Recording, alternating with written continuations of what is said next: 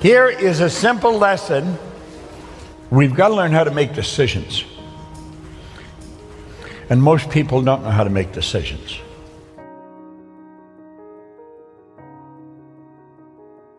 This is not a statement of theory. This is a fact. I was doing this when I was cleaning floors. No education. I didn't know how to run a business. This is powerful stuff. That's why successful people make decisions so fast. They know what they want. Let those lines represent levels of vibration.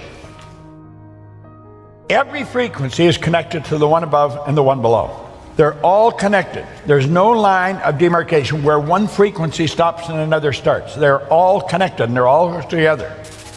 Think of this. That's my phone. That represents my phone. This represents your phone.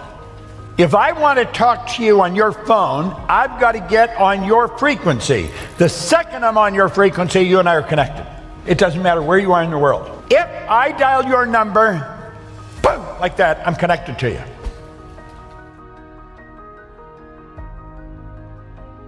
Makes no difference where you are. I could take a picture here, I could hit send, and simultaneous with me hitting it, you've got it. There's a great lesson here for us. We seem to have a basic understanding of this. I think what I'm saying here, everyone in the room understands this when we're using our phones. However, when it comes to life, we get lost. We don't seem to understand it. Well, let's try and understand it with respect to decisions. We operate on frequency. My voice is being amplified on a particular frequency. You and I think on frequencies. Thought is energy. Do you know your thoughts are the most potent form of energy there is? Your thought would make the laser beam look like a toy. You'll have a friend a long ways away from you, and you're thinking about them a lot, and damn if the phone doesn't ring, it's them. You see, you're thinking, your thoughts activated cells in their brain, that got them thinking of you, and they phoned you. We do this all the time, okay? Now, let's suppose this is the frequency that you're thinking on. If that's the frequency you're thinking on, that's going to dictate the results that you get. The results you get are nothing but the manifestation of your own thinking. We become what we think about. That is the one point that every great leader has agreed on. They've disagreed in virtually every other idea, but that one, we become what we think about. Now let's clearly understand, nothing is created or destroyed. All science and all theology teach that. All the ideas, it's all the knowledge there ever was or ever will be is omnipresent. It's all here. We didn't have to get it. We've already got it. What we got to do is tune into it. So let's say that's where we want to go. This is where I am. That's where I want to go. How do I get there? Well, I'll say I'm going to do that. This is where the average person is thinking. You can relate to that. I'm going to do that as soon as the kids are out of school. That's not going to do it. I'm going to start my own business as soon as I get the money. And you know, you do that, and pretty soon the decision fades, and then the goal fades. Why? Well, you didn't get the money, so you couldn't do it. Problem was, you didn't have the money. You talk to anybody that's high in finance, and they'll tell you the money is never the problem. Ideas are the problem. You got the right idea, you'll always find the money. Well, you see, we're thinking down here on this frequency. Your mind and your thoughts are down here on this frequency. What you want is up here on a higher frequency.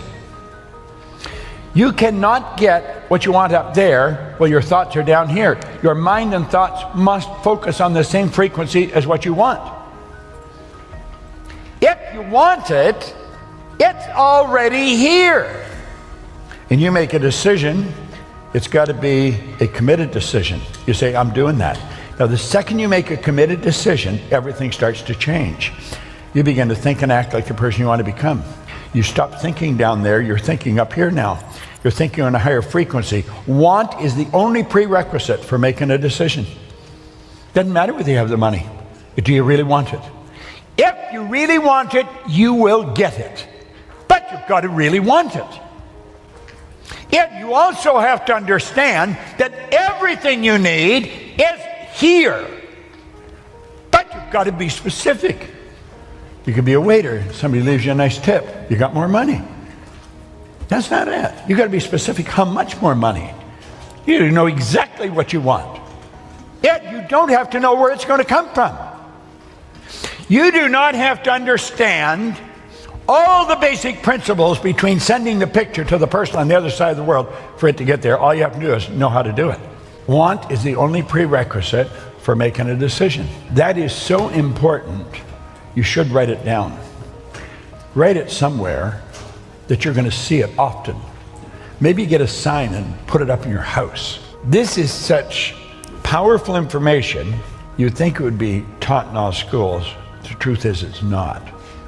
It's rather sad because it can be, but it's not. You only have to know what you want. It doesn't matter whether you've got the money. That makes no difference. It doesn't matter whether you've got the resources. That doesn't make any difference. It doesn't matter if you know the right people. It doesn't make any difference. Now this sounds so preposterous to a person that's never studied this. Listen, the money is here. You know that song, Love is in the Air? You know the song? Well, change the lyrics. The money's in the air. It is. When you're in harmony with it, you will never stop it flowing to you. Money goes where it's invited, and it stays where it's welcome. Listen to most people. The way they talk about money, you think it was the worst stuff in the world. I get so sick of it. I just never have enough money. Well, they're getting very angry. Hey, why don't you change your attitude? Now, you see, that really sounds stupid. Here they are, they're in need of money, and somebody says, change your attitude. They don't even know what attitude is. Yet it sounds like we need so much more than attitude change, but really, that's all I changed. So you've got to understand what attitude is. See, there's a power flowing to and through you, Daisy. It's flowing right into your consciousness. It has no form. It's a clear, unadulterated power, and as it flows into your conscious mind, you have the ability to make out of it anything you want. And you know something? I don't know if you know what you want, but you are a persistent individual. You are naturally persistent. You're genetically designed that way. We can do anything. We've got the faculties to do the job. Most of us are going by what we hear, see, smell, taste, touch. But your lessons come from your inside world, not outside, inside. And you have to use your higher faculties. Perception, the will, reason, imagination, memory, intuition. Want is the only prerequisite for making a decision. You've got to get this, burn this into your mind. You don't even have to understand this in any depth. Just accept it. If you really want it, that's all you need. You don't need the money. You don't need to know how you're going to get it. You don't need to know any of that stuff. But you've got to really want it. You've done this. You've done this in different times, not really understanding what you've done. Look at this. Paradigms in cybernetics. Anybody that's read Psycho-Cybernetics was written by Napoleon Hill. It is so good. Cybernetics is the science of control and communication in the animal and some machines. Cybernetic controls your thermostat, or the thermostat controls the house. The cybernetic system's in the thermostat. It'll change the temperature of the house. It'll turn the heat on, turn it off, turn the air on, turn it off. Automatically, when you deviate from the set goal. Goal's maybe to have the house at 69 or 70. It'll hold it at that. If somebody leaves the door open, it gets too hot or too cold, the thermostat will shift it. It'll change the air conditioning or the furnace. It's all done automatic. Well, your paradigm is like a thermostat. It's like a cybernetic system. Paradigms in cybernetics are both control systems. They operate essentially on the same principle. Both maintain a definite course of action and will not deviate from the course that has been established. Well, most people's paradigm has them working toward a bad end. Most people's paradigm has them working toward debt. Most people's paradigm has them working towards dumb jobs. You must alter the paradigm if you desire to achieve improved results. A company operates on a paradigm. A country operates on a paradigm. It's called culture. You have a culture in your family. The family has a paradigm. Family operates a certain way. Well, this is something the family always does. And if one of the kids wants to go off, what the hell are you doing? We've always done this. It's a family. Oh. Let me let you in on a secret, Dad. I'm changing the paradigm. You got to be strong, but if you're going to be strong, you got to be aware. Awareness is power. We want to become aware. School focuses on the intellect. The degree. Be able to shape your future. You have to be willing and able to change your paradigm.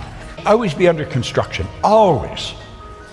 Should never be satisfied with where you are. When I was a little kid, Grandma always told me I should be satisfied. Grandma was wrong. She was like an angel of God, a dear little old woman, but she was wrong. Your results should always be under construction. You always want to be improving them. Now you got to ask, are you ready to change?